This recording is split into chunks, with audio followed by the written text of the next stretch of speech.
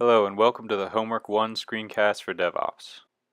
First, we'll demonstrate the Ansible playbook used to set up the coffee maker server.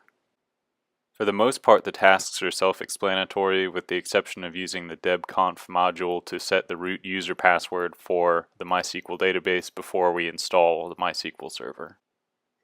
We're also using the line and file module to insert that same password into the Hibernate file after we've changed it from the Hibernate template. And as we'll see in a moment, the app successfully runs after the final playbook task executes.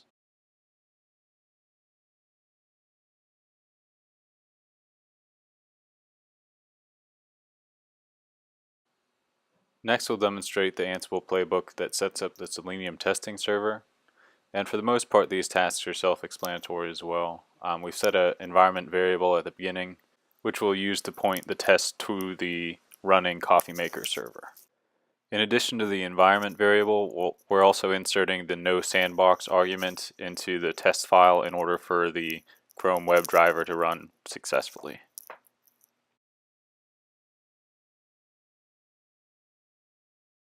And just to demonstrate that the tests have successfully run, we've output the standard output to the Ansible server here.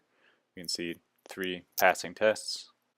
And one final note, since both the Coffee Maker server and the Selenium server are running Ubuntu Xenial, we've added a line in the inventory file of the Ansible server just so it uses Python 3 automatically instead of trying to find Python 2 on those machines.